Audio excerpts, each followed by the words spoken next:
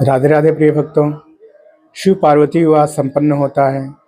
शिव जी के ससुर जी ने उनको ढेर सारी वस्तुएं दान दी हैं, जैसे कि कई हजार दास दासियां, सुंदर रथ, हाथी, घोड़े, अन्न, वस्त्र, मड़ियाँ, मिठाइयाँ, फल पुष्प और ढेर सारी वस्तुएं।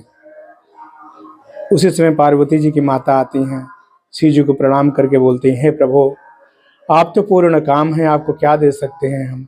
कृपा करके हमारी पुत्री के समस्त अपराधों को क्षमा करिएगा, ऐसा वरदान दीजिए, क्योंकि हमने इसको अपने प्राणों की तरह पाला है।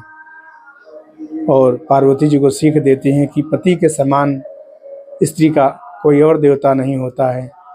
आप सदा ही शिव जी के चरणों की पूजा किया करना। बारात वहाँ से विदा होती है। शिव जी कैलाश पर आते हैं।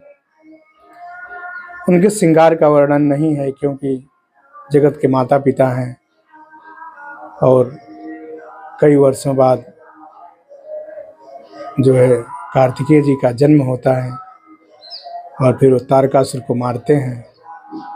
समस्त संसार जानता है, इसलिए गोस्वामी श्री तुलसीदास जी ने संक्षेप में इस कथा को श्री रामचरितमानस में कही है।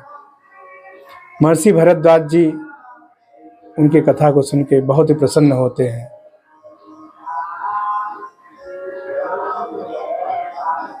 और उनके आंखों से नेत्राश्रु बहने लगते हैं, रोमावली खड़ी हो जाती है, बहुत प्रसन्न होते हैं। सभी संत प्रसन्न हो जाते हैं कि धन्य हैं आप जैसे संत, आप जैसे भक्त संसार में नहीं है जो भगवान शिव के इतने प्रिय हैं। निसंदेह आप भगवान श्री रामचंद्र जी के परम भक्त हैं, क्योंकि यही भगवान के भक्तों के लक्षण है। चरित सिंधु गिरिजा रमन, वेदन पावहि पार, बरन किम तुलसीदास, अतिमति मंद गवान।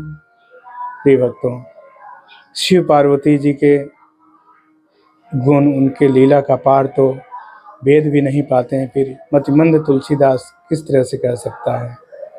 शिव जी अपने भक्तों के सहित, अपने सेवकों के सहित कैलाश पर विराजते हैं। उनके आसपास हजारों संत, ऋषि, महात्मा, ब्रह्मज्ञानी भजन तप करते हैं, उनको प्राप्त करने के लिए नियम संयम करते हैं। ऐसे हैं शिव जी परम प्रिय। श्री रामचंद्र जी को इतने प्रिय हैं कि पूछिए मत, क्योंकि बिना अपराध के उन्होंने सती जी को त्याग दिया। सिर्फ एक बार उन्होंने सीता का स्वरूप धारण किया था। ऐसे परम प्रिय